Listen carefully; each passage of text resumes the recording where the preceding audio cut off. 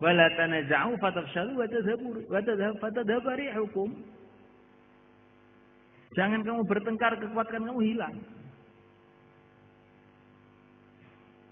Orang-orang kafir itu tahu, pokoknya orang Islam itu kalau mereka bersatu gawat, kalau mereka itu berpecah habis. Maka ada kekuatan Islam yang sekarang itu diincar sama orang batil di Indonesia. Yang pertama kali pesantren. Karena pesantren ini telah berhasil menjaga agama ini 500 tahun di Indonesia ini. Maka bagaimana pesantren itu berpecah belah? Maka diangkatlah Gus Dur jadi presiden supaya kiai-kiai suka politik. Ketika kiai suka politik, ada ikut PD, ikut Demokrat, ikut ini, akhirnya kiai berantem. Ketika berantem berpecah, tak berentah. Akhirnya rakyat tidak mau ikut kiai lagi. Kamu ikut kiai langitan? Oh, itu bukan PKB, saya nggak mau. Ya sudah ikut Lirboyo. Lirboyo itu apa itu? Itu itu temannya Gus Dur, saya nggak seneng. Ikut Kiai Goro, dia nggak berpartai, dia repot. Nanti orang semua suruh mundur dari politik. Kita nggak bagian apa-apa jadinya. Jangan ikut-ikutan. Goro itu bikin orang miskin. Ini gara-gara perpecahan umat tadi, akhirnya umat ini perpecahan pesantren, umat nggak mau ikut sama pesantren lagi.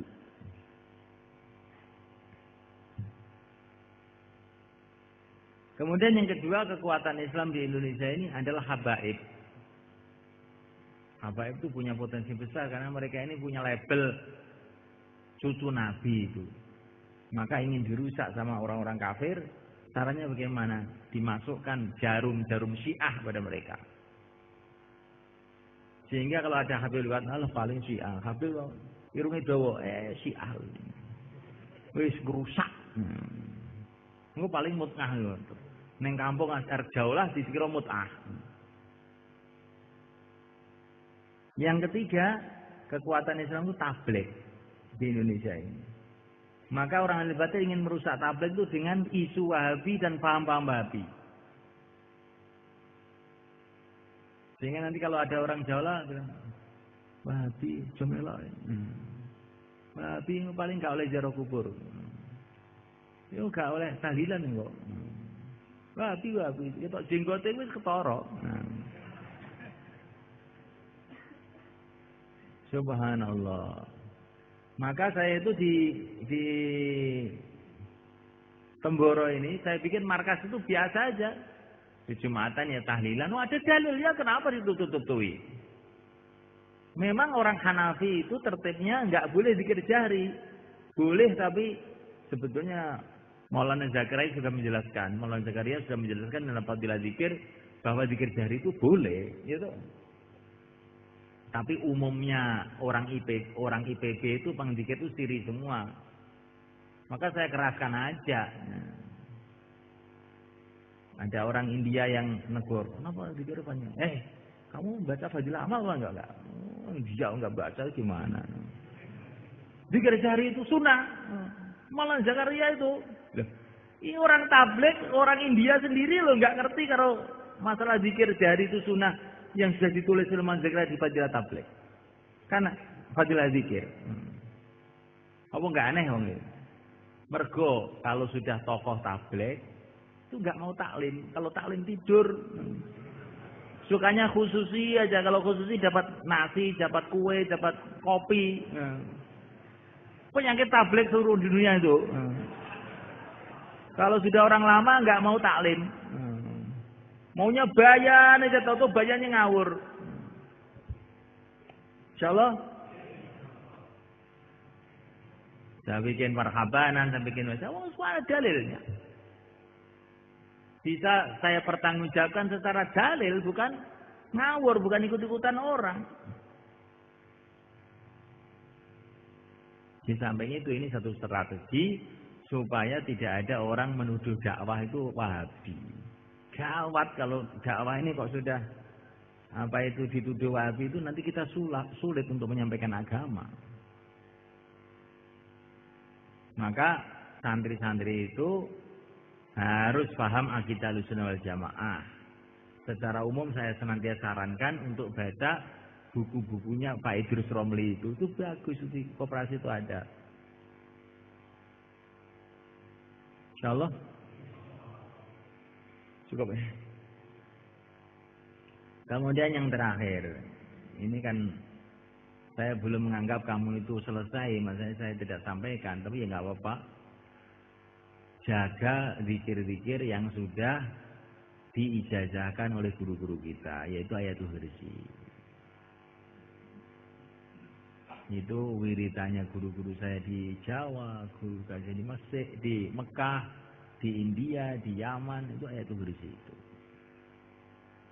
Ini dibaca dengan sungguh-sungguh itu khasiatnya luar biasa.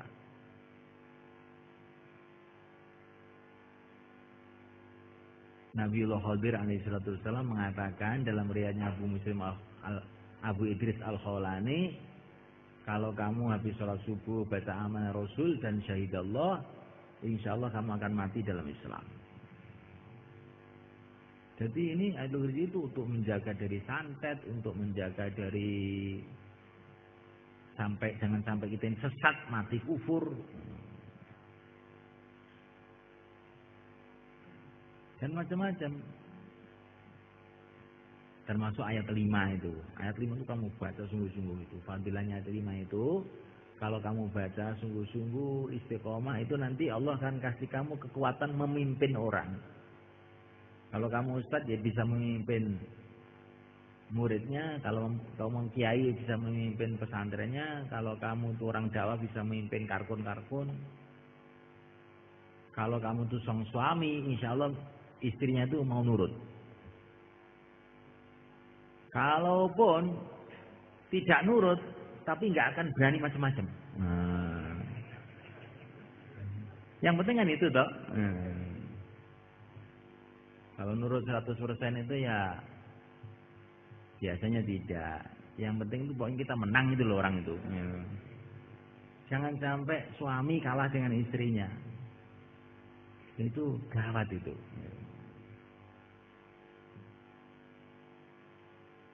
Apa tadi amalannya? Ayat 5. Tambah la tudrikul absar wa tudrikul absar wa tudrikul khabir. Sehari semalam 313. Kalau kamu istiqomah itu di mana saja teman kamu banyak, rezeki kamu mudah. Itu katanya ayah saya itu. La tudrikul absar.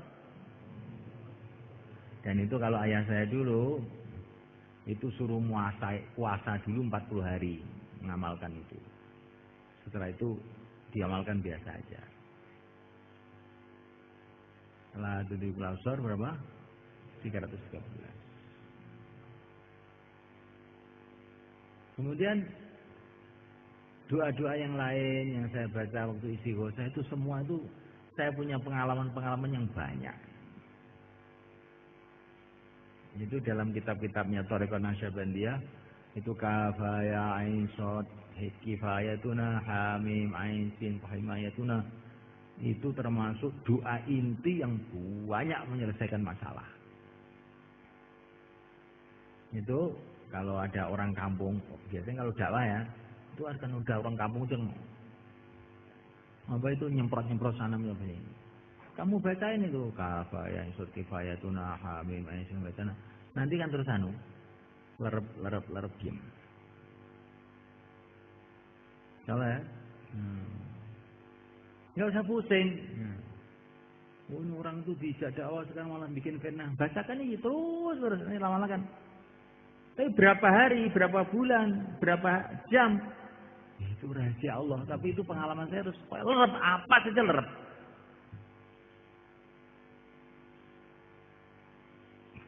Pernah dalam satu majelis itu, ya majelis tabligh itu kan macam-macam toh.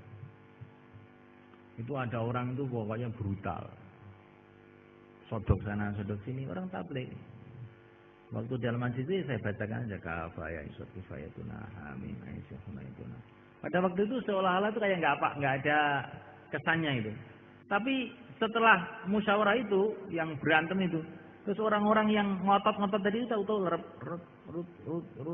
sebaik itu sudah mati orangnya itu. Betul ini, pada mati orangnya itu.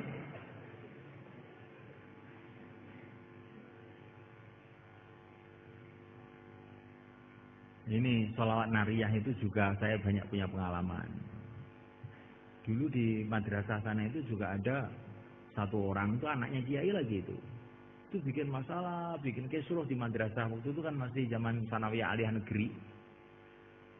Maka itu saya itu baca sholawat nariyah tiap malam itu. Padahal oleh ayah saya itu disuruh baca hizib nasr itu. Orang itu dipaketkan saja itu.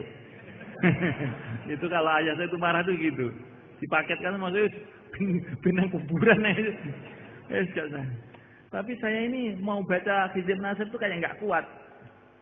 Ini anaknya kiai masa di hizib nasr, saya bilang gitu. Saya baca sholawat nariyah aja lah. Baca sholawat nariyah aja tiap malam itu. Dulu dengan Pak Nur Sampi Magetan itu. Tapi dia tidak saya kasih cerita. Sampai sekarang juga tidak saya ceritai sama dia.